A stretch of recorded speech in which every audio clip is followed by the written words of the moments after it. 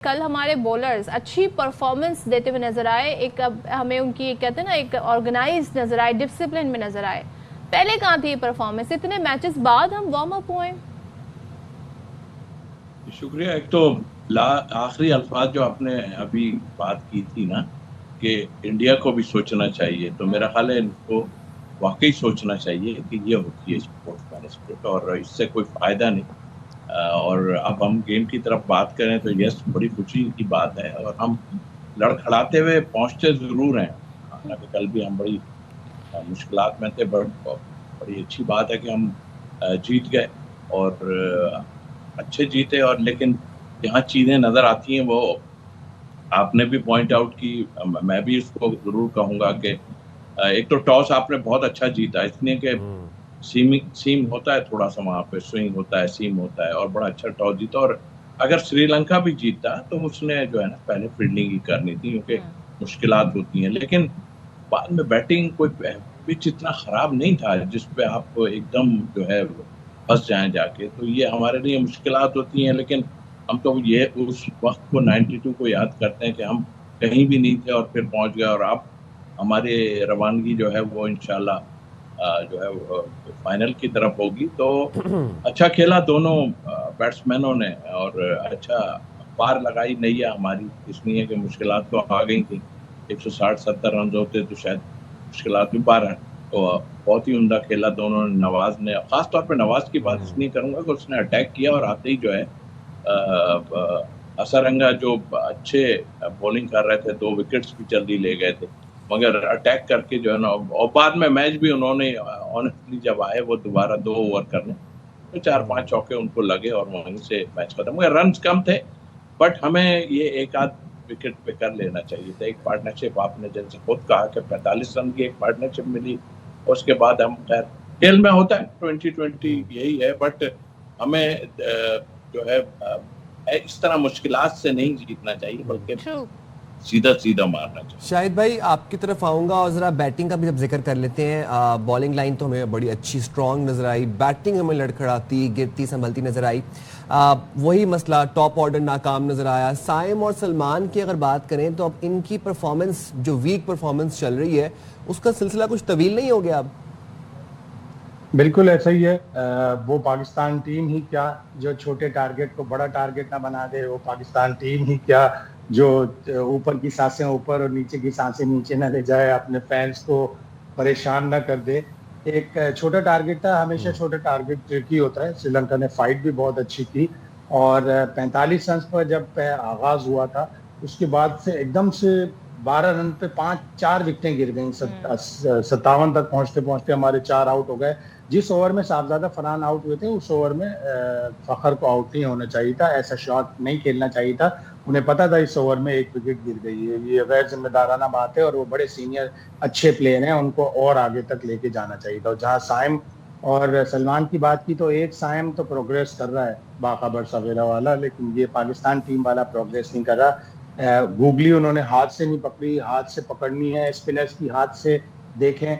सलमान आगा भी जाहिर है अब सवालात उठ रहे हैं उनकी टीम में पोजीशन पे। 5 मैच उन्होंने जो खेले हैं, उन 5 मैचों में सिर्फ 45 रन है उनके, तो उनको भी देखना पड़ेगा, साइम को भी देखना पड़ेगा। लेकिन जीत बहुत सी चीजें छुपा देती है और भी बहुत सी कमजोरियां हैं। पाकिस्तान को अगर आगे जाना है, फाइनल तक जाना है, तो बांग्लादेश को हराना है। एशिया कप की तारीख में कभी भी पाकिस्तान भारत का फाइनल नहीं हुआ, तो लग रहा है कि पाकिस्तान भारत का फाइनल होगा। लेकिन ये सारी चीजें, जिस तरह सलमान आगा, जिस तरह साइम अच्छा नहीं कर रहा है, ये सब चीजें देखनी पड़ेंगी। कल हुसैन तलत ने खुश किया, बॉलिंग भी अच्छी की, बैटिंग भी अच्छी की। नवाज ने नीचे आके बैटिंग बहुत अच्छी की, लेकिन नामालूम वो 2 मैचों से क्यों नहीं बॉलिंग कर रही है, पता करना पड़ेगा। ये आपने बड़ा इंटरेस्टिंग पॉइंट रेज किया है। आपसे कहती हूँ तौसीफ साहब, हाँ, जैसे कि बात हो रही है हुसैन तलत की, फिर हसन नवाज की भी बात हो रही है। अब भारत के खिलाफ जो मैच हुआ, तलत से बॉलिंग नहीं कराई गई, फिर उन्होंने कल पहले ओवर में 2 विकेट हासिल की। इसी तरीके से नवाज से कल भी बॉलिंग नहीं करवाई। तो कोई लॉजिक समझ आ रही? बिकॉज कैप्टनसी पर बड़े सवाल उठ रहे हैं, क्या एडवाइस दी जा रही है कैप्टन को, क्या डिसीजन लिए जा रहे हैं, ये भी बड़ी इस वक्त सवाल है। तो आपको क्या लॉजिक नजर आती है?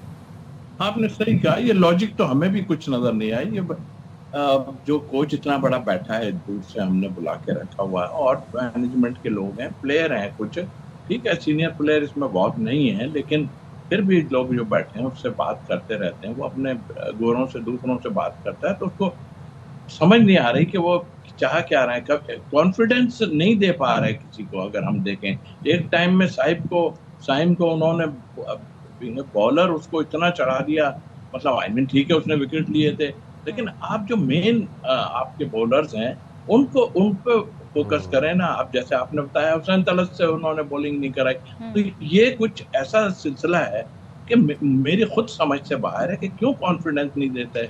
और जो है नवाज से आप बॉलिंग नहीं करा रहे हैं मेन बॉलर ने, तो कोई क्या वजूहात क्या है इसकी, आप रिपोर्ट में ही दे सकते हैं कि क्या वजूहात हो सकती हैं या क्या चीज़ है।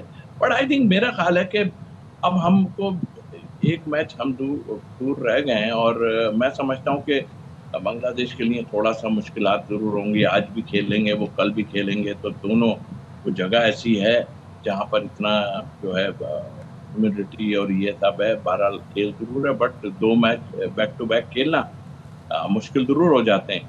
और आई होप इंशाल्लाह, और थोड़ा सा देखना, थोड़ा क्या काफ़ी देखना पड़ेगा। अब हम आगे की तरफ जा रहे हैं, देखना पड़ेगा हमें बॉलिंग के हिसाब से। शाहीन वापस आए, यस अच्छी बात है वापस आए, लेकिन दूसरी टीमों का वे ऑफ बैटिंग जो है ना वो बहुत डिफरेंट है।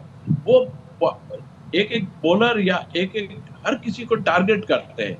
जैसे मैं सीधी बात है, हम अभिषेक की बात करें तो वो हमारे मेन बॉलरों को, जिस तरह शाहीन ने कल बॉलिंग की, बहुत जबरदस्त फॉर्म में आ गए, अच्छी बात है। पर यही हमें आगे चलकर जो है, जब इंडिया से इंशाल्लाह मैच होगा, तो हमें ये चीज को देखना पड़ेगा कि वो आया, उनकी स्ट्रेटेजी है, आप उनके प्लान पे तो नहीं खेल सकते ना, हम अपने प्लान पे खेले हैं। ऐसा लग रहा है कि हम उनके प्लान पे खेलते हैं, सम टाइम ऐसा फील होता है। मुझे तो अभी से एंजाइटी हो रही, जब आप मेंशन कर रहे हैं इंडिया पाकिस्तान का मैच होगा, तो बस अल्लाह रहम करे। मतलब वैसे शाहिद भाई क्या देख रहे हैं आप, पाकिस्तान इंडिया का मैच फाइनल में देख रहे हैं? और अगर देख रहे हैं तो इस मैच में कामयाबी से पाकिस्तान की टीम का, हमारे प्लेयर्स का कॉन्फिडेंस बहाल होता देख रहे हैं? बिल्कुल बहाल भी हो रहा है। बॉडी लैंग्वेज आप देखिए, बॉडी लैंग्वेज बेहतर हो रही है। पिछले मैच में नवाज की बॉडी लैंग्वेज देखते हैं आप, किस तरह वो आउट हुए। पूरा रन अभी खड़े हुए थे कि एकदम से थ्रो आई और वो रन आउट हो गए। कल के मैच में क्या कमाल की उन्होंने बैटिंग की। शुरू में आए जरा थोड़ा सा घबरा रहे थे, लेकिन फिर उसके बाद उन्होंने बेहतरीन बैटिंग की। 38 नॉट आउट बना किसी ने कमेंट किया है कि बड़े लड़के जब आएंगे ना तब देखेंगे बॉडी लैंग्वेज। छक्के से मैच खत्म किया है। बड़े लड़के आएंगे तो बड़े लड़के भी देख लेंगे। पाकिस्तान की टीम एक टूर्नामेंट में बहुत जरूरी होता है कि सही वक्त पर पीक करे। नीचे से ऊपर जा रही है। शुरू में छोटी टीमों के साथ घबरा के खेल रहे थे। इंडिया से 2 मैच हार गए, लेकिन कल श्रीलंका का मैच बहुत ही अच्छा खेला है। बांग्लादेश का मैच भी इसी तरह खेलना पड़ेगा। बांग्लादेश की टीम आसान नहीं होगी। वो भी टारगेट कर रहे हैं कि उन्होंने आज तक कभी एशिया कप का फाइनल नहीं खेला। खेला है एक आध दफा, लेकिन इंडिया के खिलाफ नहीं खेला, तो अब वो ऊपर आने के लिए कोशिश करेंगे। बांग्लादेश की टीम भी इतनी आसान साबित नहीं होगी, लेकिन जिस तरह तौसीफ भाई ने कहा कि 2 बैक टू बैक मैचेस उनके लिए खेलना इस गर्मी में थोड़ा सा मुश्किल हो जाएगा। तो पहले बांग्लादेश को हराएं। मुझे तो नजर आ रहा है कि पाकिस्तान भारत का फाइनल होगा, और तीसरा मैच जब होगा तो फिर पाकिस्तान की बॉडी लैंग्वेज और किस्मत इंशाल्लाह तब्दील होगी। और तौसीफ साहब एक चीज बताएं, जो हमारी एक और इशू है, एक तो हमारे ओपनर्स, आप चाहे चेंजेस कितनी कर दें, जब भी हमारे ओपनर्स आते हैं वो नहीं चल पाते। लास्ट मुझे याद नहीं कौन सा ऐसा मैच था जो जिसमें हमारे ओपनर्स ने बड़ी अच्छे हमें टोटल करके स्कोर बना के दिया। दूसरे हम जो पावर प्ले है उसका यूटिलाइजेशन नहीं कर पाते सही से। तो यहाँ पे हमें बहुत फोकस करना होगा। यही वो गलतियां हैं जो हम बार बार रिपीट कर रहे हैं। नहीं, ये तो सीखना चाहिए। सभी कह रहे हैं, हम इस टीवी पे बोल रहे हैं, 50 टीवी और लगे हुए हैं, उस पर भी यही सब सेंसिबल लोग बात कर रहे हैं, मगर कुछ लोग सेंसिबल बात नहीं कर रहे हैं। कुछ लोग बैठ के बात कर, जी फरहान को बिठा देना चाहिए बीच में, ये हैरत है मुझे इन लोगों के उस पर कि भाई आप कैसे बिठाने की बात करते हैं। फरहान को नहीं बिठा सकते आप। वही तो एक ऐसा प्लेयर है जिसकी आप तो बात कर रहे हैं कि पावर प्ले में खेलते हैं। तो ये लोग इस तरह दिमाग इस्तेमाल करें कि यार फिनिश जो करें ना, ऐसा फिनिश करके जाएं। देखिए ना, मैं अभिषेक का बार बार नाम इसलिए, वो 6 ओवर में मैच को उसने अपनी तरफ ले गए। तो इस तरह के कुछ खेलना चाहिए ओपनर्स को कि आप सेट हो गए तो मैच को पूरा निकाल के लेके जाओ। अब ये 130-35 रन में भी आपने जो किया आज नजर आया, आप मैच को पूरा निकालो, आप पता तो चले कि हाँ हम ओपनर फिनिश करके आ रहा है। तो ये सब चीजें देखने से रहती हैं। मगर हैरत है कि मुझे क्यों नहीं समझ आ रही ये बातें। शाहिद भाई कह रहे हैं कि नई टीम और ये अपनी जगह है, वो सारे अपने, मगर देखिए एक मुल्क के लिए जा रहे हैं आप और बेस्ट प्लेयर हैं, आपको सिलेक्शन हुई इसीलिए आप लोगों की। कितनी देर आदमी सोचेगा कि आप है, आप गलत स्ट्रेटेजी तो मैनेजमेंट कर ही रही है, लेकिन आप तो अंदर खेल रहे हो, आपको सारी चीजों का पता है कि स्विंग हो रहा है, सीम हो रहा है या स्पिन हो रहा है या क्या हो रहा है। इतना मतलब आदमी को वो कर दिया कि साइम जैसा जो इतनी अटैकिंग क्रिकेट खेलता था वो आज फिर 4 नंबर पे 5 नंबर पे चला गया। तो आई थिंक मेरा सजेशन है, अब ये बहरहाल विनिंग टीम को चेंज नहीं करते हैं, बट आई थिंक मेरा ख्याल है कि वो नवाज हसन नवाज को लेके आ जाएं तो ज्यादा बेहतर है। कोई प्रॉब्लम नहीं है कि अगर आप बिठा दें किसी। ठीक।